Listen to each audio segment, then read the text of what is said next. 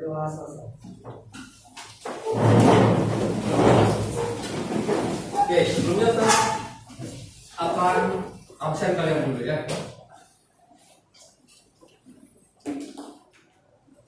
Ketua kelas siapa yang ada nggak sih? Yang nggak hadir cuma Jesse yang hadir. Sisanya hadir. Sisanya hadir ya. Jesse ya. Nah, sebelum kita memulai pelajaran, apakah kalian sudah belajar tentang apa yang saya tugaskan sebelumnya? Pengetahuan kalian ya. Mungkin di sini ada yang sudah belajar, ada yang belum ya. Nah, kita akan uji pengetahuan awal kalian. Untuk itu silakan kalian buka HP-nya. Kita pretestnya pakai aplikasi Quizzes ya. Oke. Ya.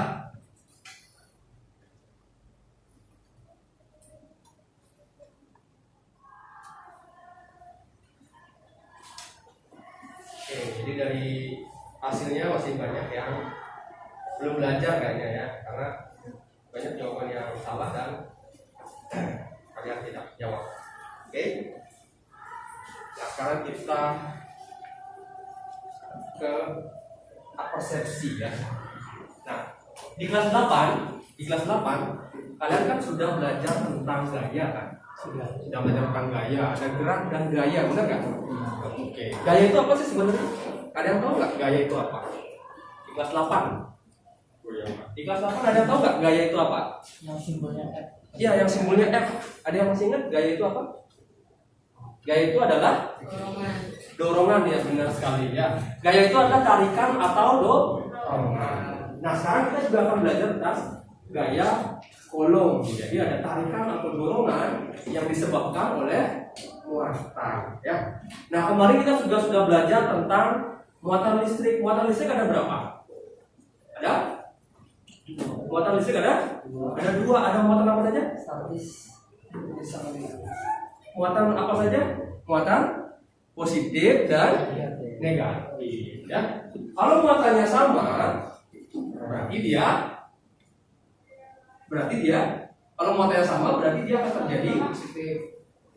terjadi gaya tolak menolak. Kalau muatannya berbeda, dia akan terjadi gaya tarik menarik. Kalau gaya di kelas 8 simbolnya apa? F ya, berarti satuan gaya di kelas 8 Newton. Oke, bagus ya. Nah, sekarang tujuan pembelajaran yang pertama ini melalui studi literatur dan percobaan virtual. Jadi percobaan virtualnya kita akan pakai aplikasi VET ya. Kalian bisa menganalisis faktor yang mempengaruhi besar gaya interaksi muatan listrik dengan tepat. Oke, yang terus tentang besar gaya kolom dan medan listrik.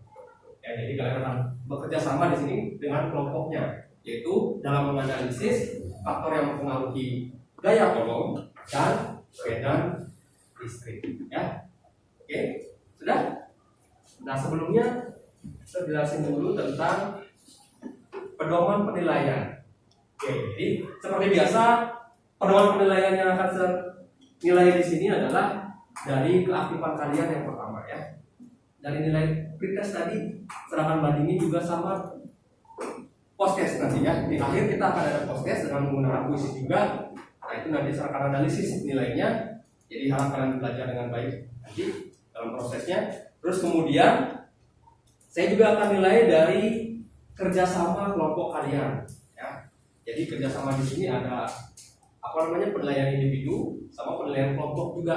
Tapi dalam kelompok itu apa kerjasamanya bagus atau tidak ya. Terus ada religius tadi juga, dapat doa ya. Sama kedisiplinan, tanggung jawab, sama kejujuran. Nanti pada saat mengamati, apakah kalian jujur menuliskan hasil pengamatannya atau tidak? Oke, sudah? Jelas ya tentang pedoman penilaiannya?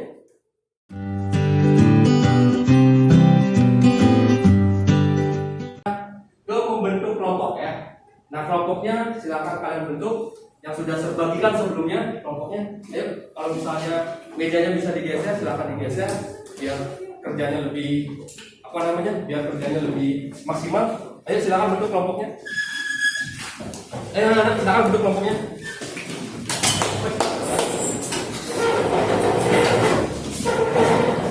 Ini petunjuk nanti proses pembelajaran yang akan kalian lakukan di sini ya, di atas CD ya. Silakan kalian baca baik nanti. Diisi nama kelompok dulu.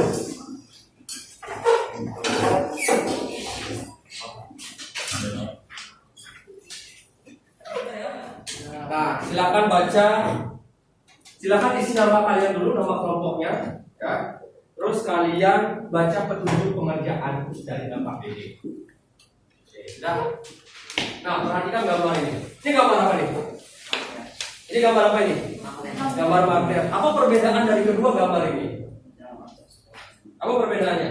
Satu bertolak-tolakan, Satu tolak menolak. Ini yang kelihatan ya dari pasirnya ya. Pasirnya itu tidak mau menyatu dia, ya. Berarti ada gaya tolak menolak di sana. Oke. Listrik juga hampir mirip dengan magnet ya. Jadi dia ada tolak menolak. Sedangkan yang di bawah tarik menarik. Jadi gaya ini nanti kita bisa hitung besarnya. Satuannya apa tadi satuan gaya? Newton ya.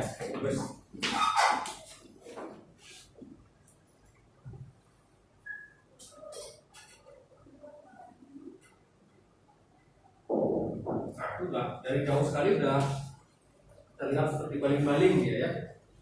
Nah, untuk membantu menjawab dari masalah yang ada pada LKPD, kalian bisa akses ini ya, jadi bisa diakses di halaman YouTube kalau kalian suka mendengarkan atau melihat video pembelajaran. Kalian juga bisa menyimak bahan ajar yang sudah tersusun. Ya, kalau ada yang punya HP silahkan di zoom juga ya. Oke, nah itu ada kolom indikator sama tujuan pembelajarannya, daftar konsepnya. Ini bisa di zoom ya, karena ya. Oke, nah. Jadi dengan menggunakan bahan ajar ini, kalian seperti membaca buku.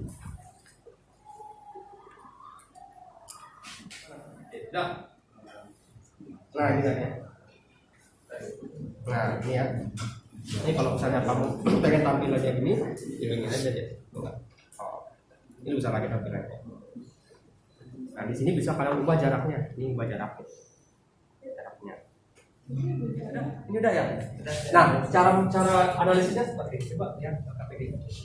Oke, nah, yang pertama kalian buat Q1, Q2-nya sama dulu. Q1, Q2-nya sama. Nah, misalnya ini berapa dengan Q1-nya?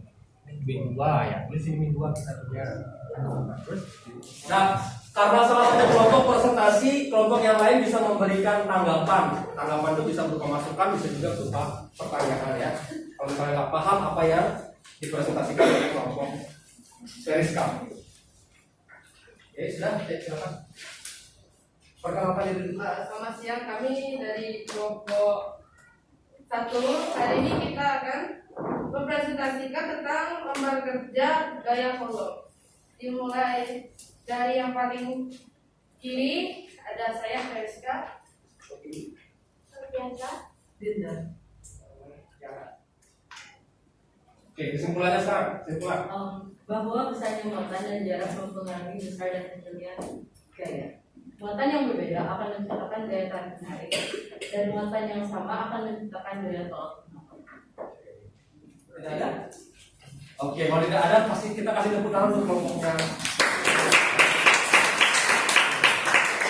Kemudian akan duduk ke tempat yang sekarang kita lihat dari soal yang ada di LKPD dan kemudian jawabannya ditulis di papan ya.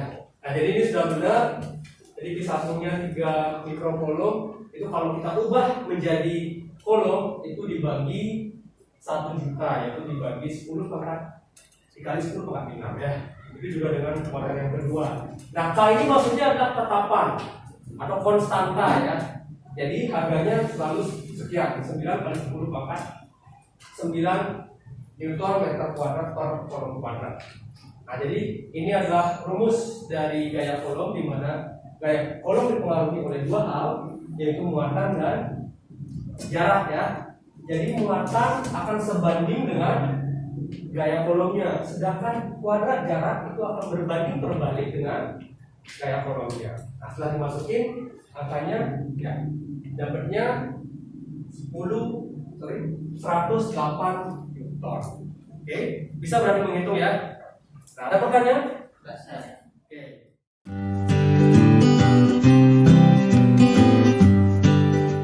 Kesimpulan.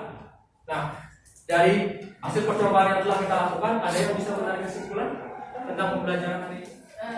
Semakin besar muatannya maka gaya akan semakin besar dan semakin besar muatannya maka gaya akan semakin besar. Nah, gaya volume itu dipengaruhi oleh dua hal, yaitu jarak dan muatan ya. Jadi semakin besar jaraknya, semakin jauh jaraknya, maka gayanya akan semakin kecil ya. Semakin dekat jaraknya, maka gayanya akan semakin besar. Yang kedua, masuk ke refleksi pembelajaran. Nah, sekarang saya tanya, Fiona, tadi materinya sulit atau gampang? Lumayan gampang atau lumayan sulit? Lumayan gampang. Oke, lumayan gampang. Kenzi, materinya sulit atau gampang tadi? Sulit. Materinya sulit. Ada yang bilang lumayan gampang, ada yang bilang lumayan sulit ya. Nah, kalian suka nggak belajar dengan metode tadi? Suka. Apanya yang kalian sukai? Kerja sama kelompoknya. Oke, bagus sekali ya. Juga ada kita nonton video tadi kan? Ya. Oke. Nanti kalau misalnya kita belajar dengan metode ini lagi, kalian bisa mengikuti? Bisa. Oke, bagus. Nah, selanjutnya karena tadi sudah ada perwakilan kelompok yang presentasi, kita beri apresiasi untuk kita semua ya. Nah, sekarang silakan kepada masing-masing. Jadi kita lanjutkan ke post test ya, yaitu penilaian akhir pada proses pembelajaran. Silakan keluarkan HP kalian. Oke, sekarang kita lihat hasilnya ya. Oke, ini hasilnya. Nah, jadi yang kebanyakan salah itu nomor 5 sama nomor 3 ya, tentang menghitung. Ya, jadi menghitung ada masih tepat. Ini dia peringkat 1 Selma, peringkat 2 ada William, dan peringkat 3 ada Kevin. Tepuk tangan untuk teman-teman. Kita ke pembelajaran selanjutnya berikutnya ya. Nah, nanti untuk pertemuan berikutnya kita akan membahas tentang potensial listrik ya. Jadi kalian pelajari di rumah tentang potensial listrik sama kelistrikan pada sistem saraf dan hewan-hewan yang bisa menghasilkan listrik. Ternyata ada hewan-hewan yang bisa menghasilkan listrik.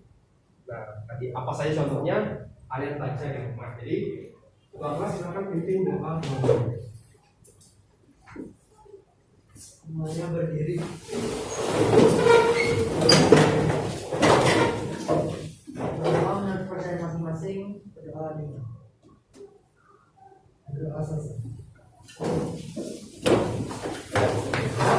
Semuanya silakan duduk.